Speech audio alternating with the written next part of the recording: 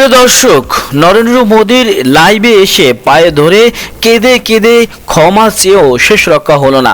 ভারতের ইতিহাসের অন্যতম বৃহৎ ছাত্র আন্দোলনের সামনে এখন কাঁপছে দিল্লির মসনদ। নরেন্দ্র মোদীর হাতে মাত্র সময় 24 ঘন্টা। একদিকে একের পর এক হাই ভোল্টেজ জরুরি বৈঠক, অন্যদিকে নতুন কঠোর আইন পাশ আর প্রশাসনের শীর্ষ কর্মকর্তাদের রাতারাতি রদবদল। কিন্তু তারপরেও শান্ত করা যাচ্ছে না ভারতের ক্ষুদ্র ছাত্র সমাজকে। দাবানলের মতো এই আন্দোলনের আগুন ছড়িয়ে পড়ছে সমগ্র ভারত জুড়ে। শিক্ষার্থীদের ভয়ঙ্কর কড়া বার্তা, শিক্ষামন্ত্রী পদত্যাগ না হলে রাজপথ এক চুলো ছাড়া হবে না।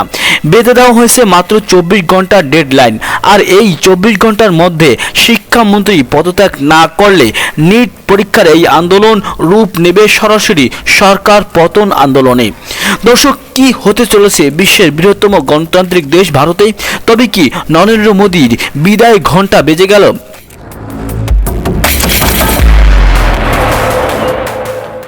আর মাত্র কয়েক ঘন্টা বাকি। যদি শিক্ষামন্ত্রী ধর্মেন্দ্র প্রধান পদত্যাগ না করেন তাহলে কি আছে মোদীর কপালে? কেন এত কিছুর পরেও শিক্ষামন্ত্রীকে বাঁচাতে মরিয়া নরেন্দ্র মোদী? গতকাল সেই হাই ভোল্টেজ রুদ্ধশ্বাস জরুরি বৈঠকে কি সিদ্ধান্ত হলো? সোনম অংশুকের অনশন ভাঙার পরেও কেন শান্ত হলো না ভারতের ছাত্র সমাজ? দর্শক, আজ ডেইলি বিডি নিউজ 24 এর এই বিশেষ এক্সক্লুসিভ বিশ্লেষণে আমরা উন্মোচন করব এই রহস্যের জাল। আপনি যদি ভারতের এই শিক্ষার্থীদের যৌক্তিক আন্দোলনকে সমর্থন করেন এবং শিক্ষামন্ত্রীর পদত্যাগ চান, তাহলে ভিডিওটিতে এখনই একটি লাইক দিয়ে শেষ পর্যন্ত আমাদের সাথেই থাকুন আর কমেন্ট বক্সে লিখুন শিক্ষার্থীদের পাশে আছি, শিক্ষামন্ত্রীর পদত্যাগ চাই। আমাদের চ্যানেলটি সাবস্ক্রাইব করা না থাকলে এখনই সাবস্ক্রাইব করে রাখুন, কারণ পরবর্তী ভিডিওতে আসছে ভারতের এই আন্দোলনের সর্বশেষ আরও গুরুত্বপূর্ণ আপডেট।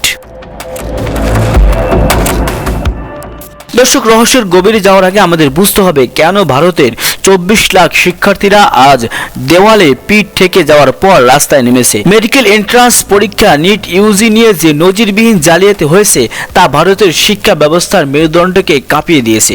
লাখ লাখ টাকা দিয়ে প্রশ্ন বিক্রি, বিহার থেকে গুজরাট পর্যন্ত বিস্তৃত প্রশ্ন পাস চক্রের সিন্ডিকেট আর ন্যাশনাল টেস্টিং এজেন্সি বা এনটিএ এর চরম ব্যর্থতা, সব মিলিয়ে সাধারণ মেধাবী ছাত্রছাত্রীদের ভবিষ্যৎ আজ অন্ধকারের মুখে। সরকার প্রথমে এই জালিয়াতির কথা অস্বীকার করতে চেয়েছিল, কিন্তু যখন একের পর এক তথ্য প্রমাণ সামনে আসতে শুরু করলো, যখন দেখা গেল এক একটি কেন্দ্রে অস্বাভাবিকভাবে বহু শিক্ষার্থী ফুল মার্কস পেয়ে শীর্ষ স্থান দখল করেছে, তখন ফুঁসে ওঠে ছাত্র সমাজ। দিল্লির জান্তর মন্তর থেকে শুরু হওয়া এই বিক্ষোভ এখন আর কোনো সাধারণ আন্দোলন নয়, এটি এখন ভারতের তরুণ প্রজন্মের অস্তিত্ব রক্ষার লড়াই। আর এই লড়াইয়ের নেতৃত্ব দিচ্ছেন ক্ষুদ্র শিক্ষার্থীরা। প্রশাসন যতই লাঠিচার্জ করুক, জলকামান ব্যবহার করুক, শিক্ষার্থীদের একটাই কথা, আমাদের ভবিষ্যৎ নিয়ে সিনিমিনি খেলা বন্ধ করতে হবে। দর্শক, এবার আসা যাক সবচেয়ে বড় রহস্যে। গতকাল দিল্লির ক্ষমতার অলিন্দে বসেছিল একটি হাই ভোল্টেজ জরুরি বৈঠক।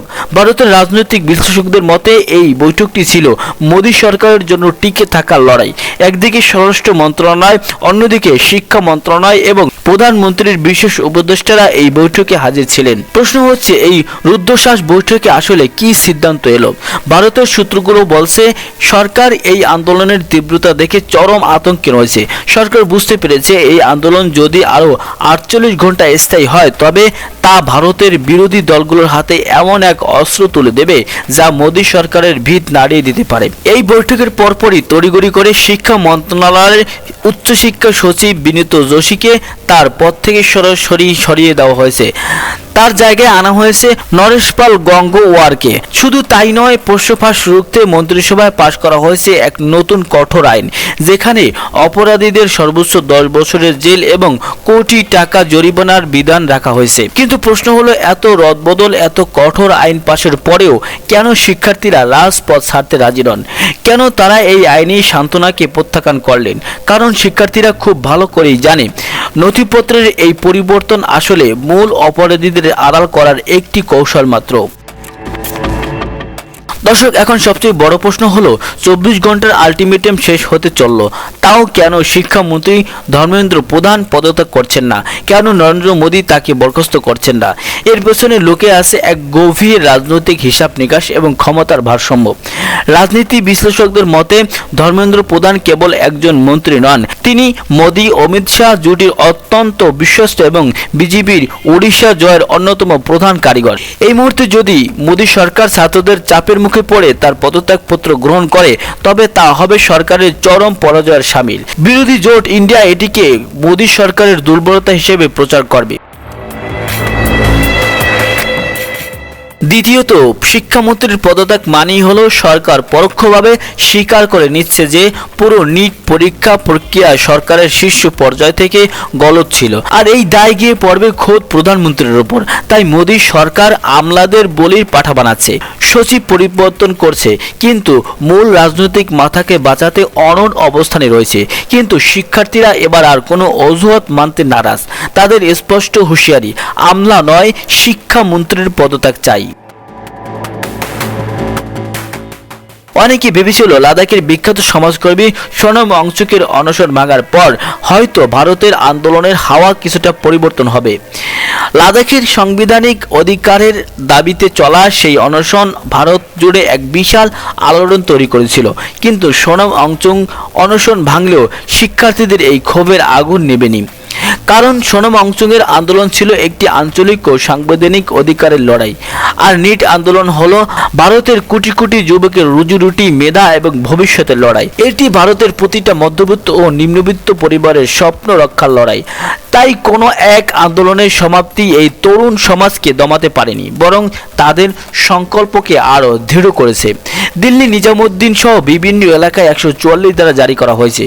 বিশ্ববিদ্যালয়গুলোতে কড়া নজরদারি চালানো হচ্ছে, যাতে শিক্ষার্থীরা সামাজিক যোগাযোগ মাধ্যমে কোনো পোস্ট না করতে পারে। কিন্তু ইতিহাস সাক্ষী, তরুণদের কণ্ঠকে এভাবে দমন করতে গিয়ে পৃথিবীর বড় বড় স্বৈরাচারী সরকারকেও বিদায় নিতে হয়েছে। দর্শক, ঘড়ির কাঁটা টিকটিক করে চলছে। 24 ঘন্টার আলটিমেটাম সময় প্রায় শেষ। ভারতের রাজপথে এখন টানটান উত্তেজনা। যদি এই সময়ের মধ্যে শিক্ষামন্ত্রী পদত্যাগ না করেন, তবে শিক্ষার্থীরা যে অল আউট আন্দোলনের ডাক দিয়েছে তা পুরো ভারতকে অচল করে দিতে পারে। রাহুল গান্ধী সহ বিরোধী দলগুলো ইতিমধ্যে ঘোষণা করেছে, শিক্ষামন্ত্রীর অপসারণ না হলে তারা সংসদ চলতে দেবে না। তাহলে কি এবার সত্যি নরেন্দ্র মোদীর কপালের ভাঁজ আরো চড়া হতে চলছে? এটি কি কেবলই একটি ছাত্র আন্দোলন, নাকি মোদী সরকারের বিদায়ের প্রথম অধ্যায়? দর্শক, আপনার কি মনে হয় মোদী সরকার কি ছাত্রদের এই চূড়ান্ত হুঁশিয়ারির সামনে মাথা নত করবে? শিক্ষামন্ত্রী কি পদত্যাগ করতে বাধ্য হবে? কমেন্ট বক্সে আপনার মূল্যবান মতামত অবশ্যই লিখুন, আর ভিডিওটি বেশি বেশি শেয়ার করে ভারতের এই অন্যায়ের শিকার শিক্ষার্থীদের কণ্ঠস্বরকে বিশ্ববাসীর কাছে পৌঁছে দিন। চ্যানেলটি সাবস্ক্রাইব করা না থাকলে এখনই সাবস্ক্রাইব করে রাখুন, এবং এতক্ষণ ধরে আমাদের সাথে থাকার জন্য অসংখ্য ধন্যবাদ।